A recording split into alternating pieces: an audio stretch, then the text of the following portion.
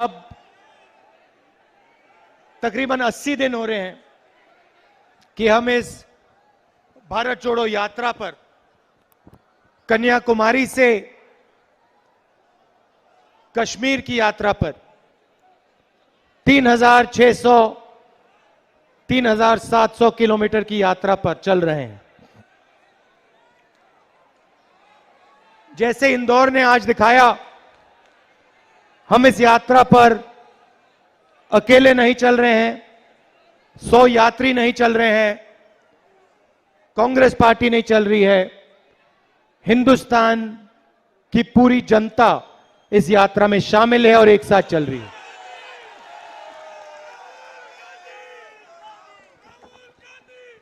और आज मैंने देखा, सबसे पहले इंदौर में कितने, जीतू जी, इंदौर में कितने घंटे चले हम?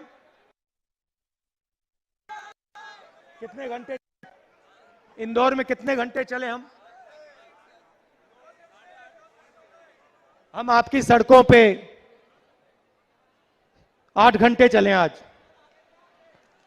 8 घंटे नहीं, अभी ताली मत बजाइए, ताली बजाने का समय अभी आएगा। मैंने 8 घंटे आगे पीछे दाएं बाएं ऊपर नीचे देखा, मुझे इंदौर में कोई कचरा नहीं दिखाई दिया। और मैं इसके लिए इंदौर की जनता और इंदौर के जो सफाई कर्मचारी हैं,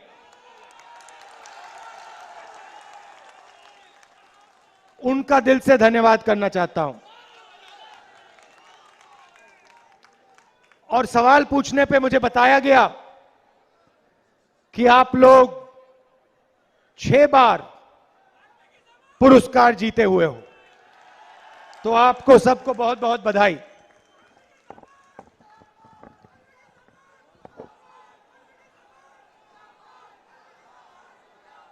इंदौर न्याय का सेंटर है, यह आपका इतिहास है। और आज मुझे आपने सिर्फ सफाई नहीं, आज आपने मुझे भाईचारा दिखाया। इन सड़कों पर आज हिंदू, मुस्लिम, सिख, ईसाई, बुजुर्ग लोग, हर भाषा बोलने के लोग सब चले हैं। और कहीं मुझे नफरत, कहीं भी मुझे नहीं दिखी।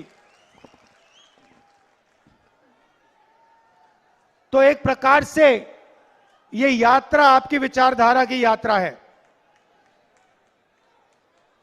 भाई और बहनों, ये यात्रा हमने क्यों शुरू की? इसके 2-3 कारण हैं। हमारा लक्ष्य क्या है और हमें यह यात्रा शुरू क्यों करनी पड़ी, ये 2 अलग चीजें हैं। पहले मैं आपको बताना चाहता हूं हमें यह यात्रा शुरू करनी क्यों पड़ी। जैसे आप जानते हो, हिंदुस्तान एक डेमोक्रेटिक देश है, लोकतांत्रिक देश है। और लोकतांत्रिक देश में अलग अलग संस्थाएं होती हैं जो लोकतंत्र की रक्षा करती हैं। उसमें पार्लियामेंट, विधानसभा, जुडिशरी, ये अलग अलग इंस्टीट्यूशंस होते हैं जिससे लोकतंत्र की रक्षा होती है और एक प्रकार से फेयर प्लेइंग फील्ड बनाई जाती है। हमने लोकसभा में, मैंने और सारे हमारे कांग्रेस पार्टी के एमपीज ने एक बार नहीं, अनेक बार मुद्दे उठाने की कोशिश की। चाहे वो किसानों की बात हो, किसानों के कर्जे की माफ हो, कर्जा माफ करने की बात हो, काले कानूनों की बात हो, नोटबंदी, गलत जीएसटी, इन सब चीजों पर हमने लोकसभा, राज्यसभा में आवाज उठाने की कोशिश की। और जब भी हमने उठाने की कोशिश की तो जादू से हमारा माइक ऐसे ऑफ हो जाता है, ऐसे ऑफ हो जाता है।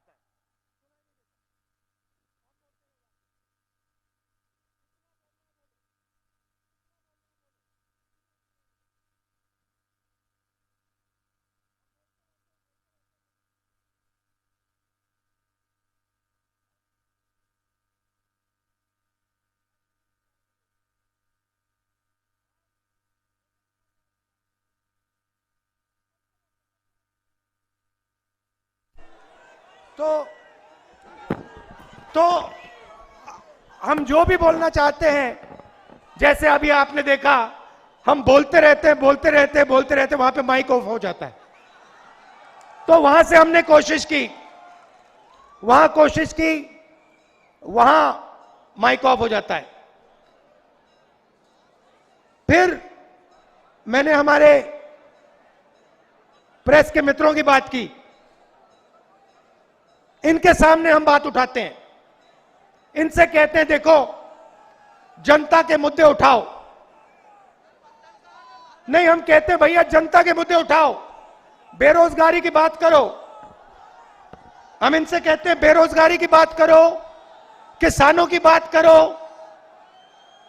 मजदूरों की बात करो, और ये कहते हैं देखो देखो ऐश्वर्या राय ने क्या कपड़े पहने हुए हैं। हम कहते हैं भैया किसान भूखा मर रहा है, ये कहते हैं देखो शाहरुख खान ने क्या बोल दिया। हम कहते हैं भैया कर्जा माफी करनी चाहिए, ये कहते हैं देखो क्रिकेट का कैसा अच्छा मैच हुआ, मजेदार, विराट कोहली ने कैसा चौका मारा। तो इनका काम, और इनकी गलती नहीं है, इनका काम जनता का जो ध्यान है उसको हटाने का है। इनका काम, असली काम जो लोकतंत्र का होता है, जो काम हम लोकसभा विधानसभा में करने की कोशिश करते हैं, उनका असली काम वो है। अब आप ये मत समझिए कि मैं इनकी बुराई कर रहा हूं, ये बेचारों की कोई गलती नहीं है, कोई गलती नहीं है। इनके यहां पे पीछे लगाम बांध रखी है। इनको ये देखो, ये मुस्कुरा रहे हैं, इनको बताया जाता है कि भैया देखो भारत जोड़ो यात्रा चली है, इसके बारे में कुछ बोलना नहीं, गलती से भी मत बोल देना। मगर इनकी गलती नहीं है, क्योंकि कंट्रोलर इनके हाथ में नहीं है। जैसे आप रात को आप सोचते हो कि भैया टीवी देखते हो और आप सोचते हो भैया चैनल बदलेंगे, चैनल बदलेंगे। पहले चैनल पे मोदी जी, दूसरे पे मोदी जी, तीसरे पे मोदी जी, चौथे पे मोदी जी, पांचवें पे मोदी जी, छठे पे अमित शाह जी। जहां देखो कभी अमित शाह जी, कभी योगी जी, कभी शिवराज चौहान जी, कभी मोदी जी, कभी ऐश्वर्या राय, कभी अजय देवगन। मगर किसान का चेहरा, उसके फटे हुए हाथ आपको टेलीविजन में नहीं दिखने वाले, मजदूर के आंसू टेलीविजन पे नहीं दिखने वाले। और यहां पे इंदौर में जो छोटे व्यापारी हैं, स्मॉल और मीडियम बिजनेस चलाते हैं, और वो आपकी रीढ़ की हड्डी है, हिंदुस्तान की रीढ़ की हड्डी है, उनकी बात कोई नहीं उठाता। कुछ दिन पहले मेरे पास डेलीगेशन आया, मैंने उनसे पूछा, और यहां पे जो भी हैं छोटे व्यापारी हैं, स्मॉल और मीडियम बिजनेस चलाने वाले लोग हैं, वो बिल्कुल एक सेकंड में समझ जाएंगे। मैंने उनसे पूछा, डेलीगेशन से पूछा, भैया बताओ हिंदुस्तान के इतिहास में आपके खिलाफ सबसे खराब काम कौन सा था? बिना सोचे एक सेकंड में पहले नंबर नोटबंदी, दूसरे नंबर जीएसटी। मैंने फिर उनसे पूछा, भैया एक बात बताओ,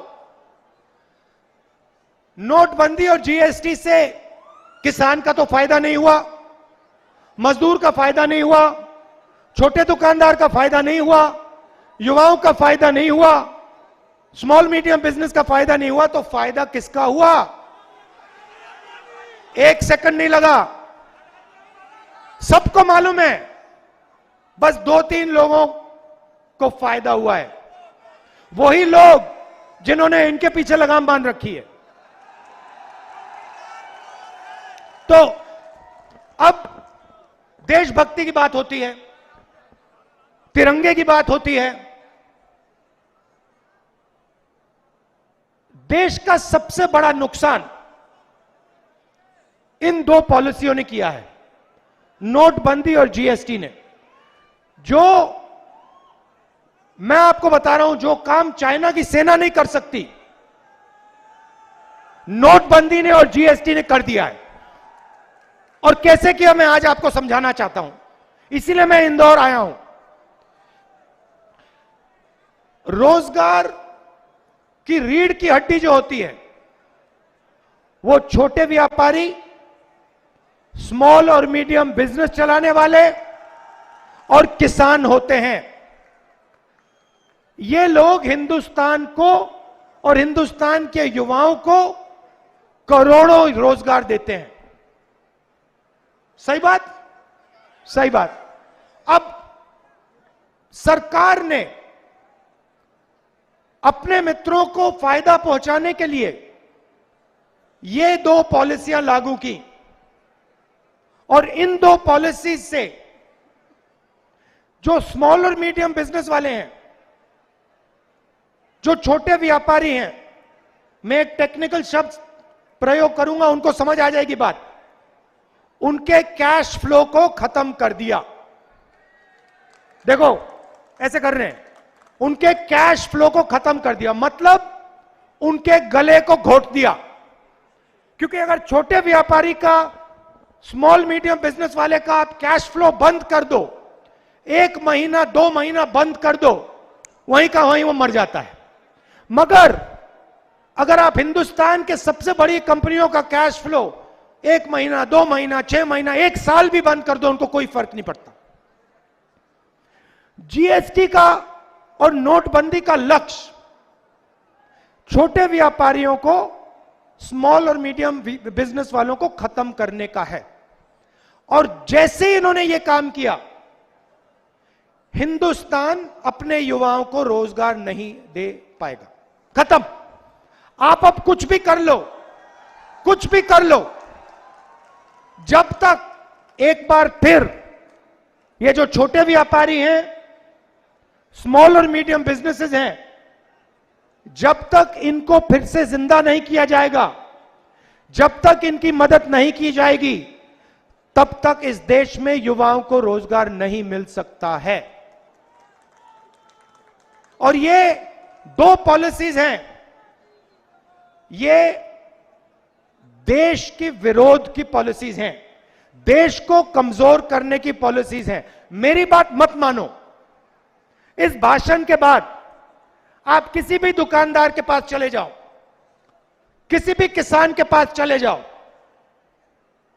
किसी भी छोटे बिजनेस और मिडिल साइज बिजनेस चलाने वाले व्यक्ति के पास चले जाओ और उससे पूछो, देखो राहुल गांधी आया था इंदौर, उसने कहा कि नोटबंदी और जीएसटी से देश का भयंकर नुकसान हुआ है, और जो जवाब वो आपको देगा, उस जवाब को आप मान लेना, एक्सेप्ट कर लेना, मेरी बात मत मानो। ठीक है? लक्ष्य क्या है मैं बताता हूं। मैं कन्याकुमारी से इंदौर तक चला हूं, 2000 किलोमीटर, 2000 किलोमीटर, और 2000 किलोमीटर में मैं 8 घंटे, और हम सब 8 घंटे आपकी बात सुनते हैं, बोलते नहीं हैं, 2-3 सवाल पूछते हैं, मगर आपके मन में जो है उसको समझने की कोशिश करते हैं। और मैंने पिछले 80 दिन में हजारों किसानों से, हजारों युवाओं से, माताओं बहनों से, बुजुर्गों से बात की है, उनकी दिल की आवाज सुनी है। युवा कहता है, मैं पूछता हूं भाई एक बात बताओ, बहन एक बात बताओ, क्या पढ़े? कहते हैं इंजीनियरिंग की। अगला सवाल पूछता हूं, भाई माता पिता ने शिक्षा में कितने पैसे डाले? कहते हैं भाई लाखों रुपए डाले। किस कारण डाले? मेरा सपना था इंजीनियर बनने का, इसीलिए मेरे माता पिता ने अपना खून पसीना देकर इंजीनियरिंग की डिग्री के पैसे मुझे दिए। बेटा आज क्या करते हो? मजदूरी करता हूं। बेटा आप क्या आज क्या करते हो? उबर चलाता हूं। बेटा आज क्या करते हो? स्विगी की डिलीवरी करता हूं। यह कैसा हिंदुस्तान है? इंजीनियर मजदूरी कर रहा है, किसान मजदूरी कर रहा है, जो डॉक्टर बनने के लिए पढ़ा वो मजदूरी कर रहा है।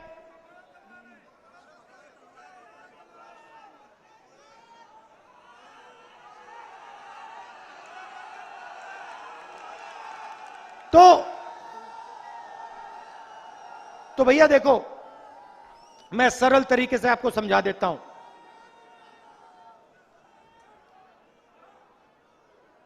ये जो हो रहा है इसको मनी ट्रांसफर कहते हैं। मनी ट्रांसफर मतलब हिंदुस्तान के गरीब लोगों के जेब में से पैसा लो और उसको ट्रांसफर कर दो। बिल्कुल, हिंदुस्तान के अरबपतियों के खाते में ट्रांसफर कर दो। और ये सारी की सारी पॉलिसीज, चाहे नोटबंदी हो, चाहे जीएसटी हो, चाहे कोरोना के समय जो इन्होंने किया ये हो, ये सारी की सारी पॉलिसीज आपका जो पैसा है आपके जेब में से निकालकर हिंदुस्तान के 2-3 अरबपतियों के जेब में डालने का है। हां, आप 2 कह रहे हो, शायद 3 भी नहीं है, 2 हैं। तो अच्छा, मैं सवाल पूछता हूं, यूपीए के समय गैस सिलेंडर का रेट क्या था? 400। आज क्या रेट है? नहीं भैया, ऐसे भी नहीं होता, तीसरे हाथ की जरूरत है। आइए, इधर आइए, इधर आइए, एक उंगली उठाइए, ऐसे, मतलब 3 हाथ की जरूरत है। पहले एक हाथ पे दिख जाता था। अच्छा ठीक है, पेट्रोल का रेट क्या होता था? 50। आज क्या है? 107। तो भाइयों और बहनों एक बात बताइए, पैसा गायब तो नहीं होता? गायब तो नहीं होता ना? कभी नहीं हुआ। पैसा ट्रांसफर ही होता है। आप अपनी जेब से निकाल के उनको देते हो, वो अपनी जेब से निकाल के उनको देते हैं, वो अपनी जेब से निकाल के उनको देते हैं, और फिर उनकी जेब से निकल के बीजेपी में चला जाता है। और फिर वही पैसा जो आपकी जेब में से आपकी जेब में जाता है, और आपकी जेब में से आपकी जेब में जाता है, और फिर आपकी जेब में से आपकी जेब में जाता है, बीजेपी में जाता है, फिर विधायकों की जेब में जाता है और सरकार गिरा देता है।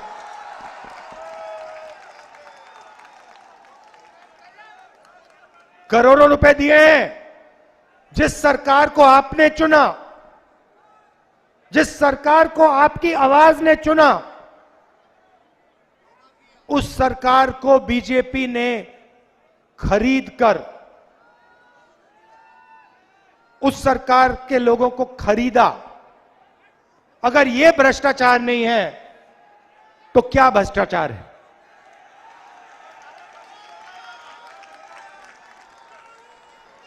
अब देखिए, अब दूसरी बात देखिए, अभी हम 8 घंटे चले, है ना, 8। अब ये देखिए स्टेज पे लोगों के चेहरे देखिए, देखिए जयराम रमेश जी थोड़ा काम कर रहे हैं। ये देखिए कमलनाथ जी को देखिए मुस्कुरा रहे हैं, वेणुगोपाल जी को देखिए, जीतू को देखिए। ये थके हुए लग रहे हैं क्या? एक नहीं थका है। क्यों? क्योंकि इंदौर ने अपनी मोहब्बत, अपनी शक्ति, अपना प्यार इस यात्रा को दिया है। आप मेरा चेहरा देखो, 80 दिन से चल रहा हूं, 2000 किलोमीटर चल ली है। थकान दिख रही है क्या? बिल्कुल नहीं। मैं बताऊं आपको, बात समझ नहीं आ रही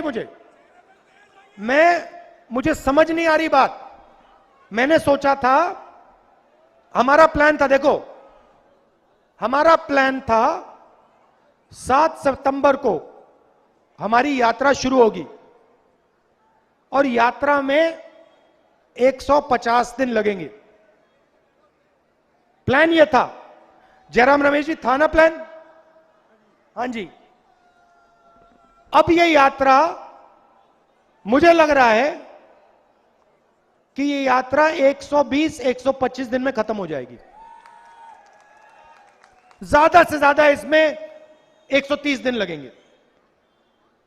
तो ये हो क्या रहा है? मुझे समझ नहीं आ रही बात। आपको मैं कह रहा हूं, मुझे समझ नहीं आ रही। हम रोज 25 किलोमीटर चल रहे हैं भैया। मतलब जो कोई यहां पे रनिंग करता है,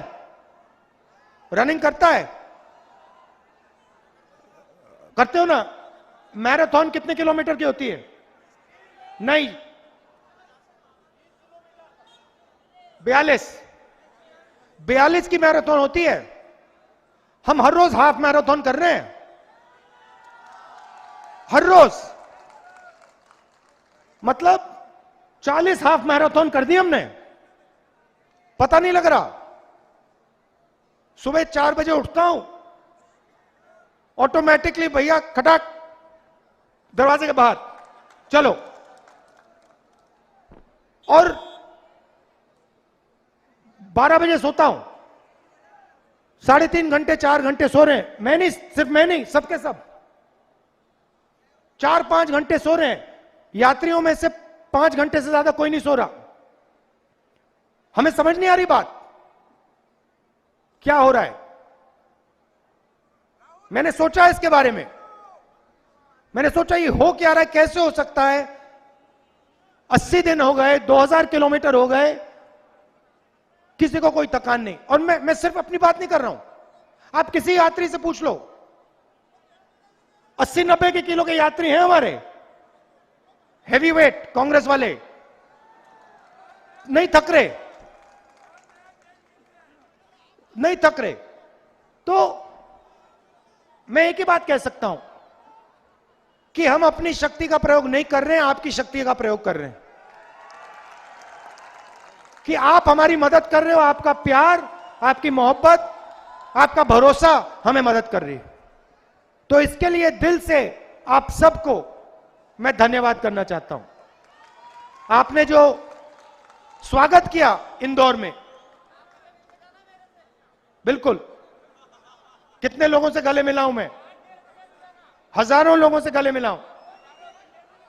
तो इसके लिए आप सबको और इस शहर को बहुत बहुत धन्यवाद। अच्छा, जब मैं चल रहा था, मेरे दिमाग में एक बात आई जो मैं कांग्रेस के नेताओं से कहना चाहता हूं।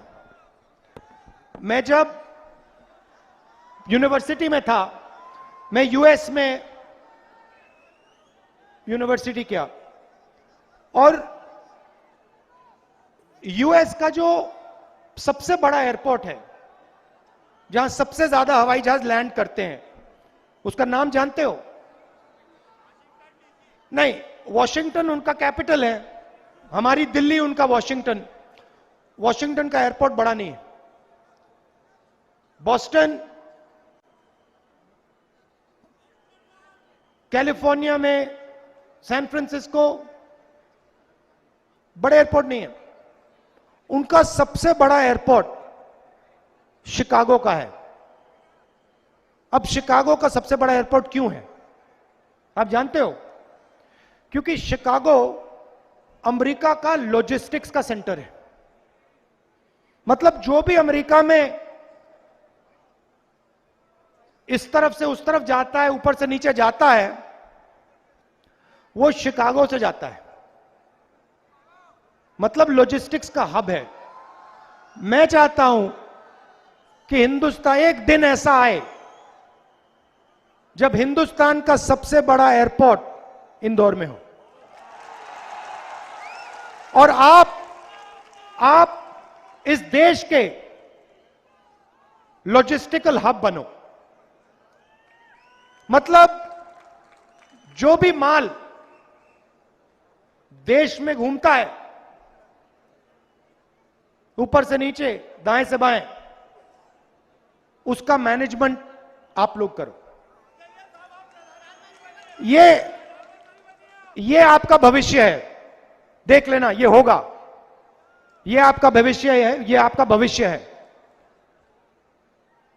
और जो हमारी कांग्रेस की सरकार आएगी, मैं उनसे कहना चाहता हूं, इस चीज के बारे में आप सोचिए कि जो अमेरिका के लिए शिकागो रोल प्ले करता है, वही हिंदुस्तान के लिए इंदौर रोल प्ले करे।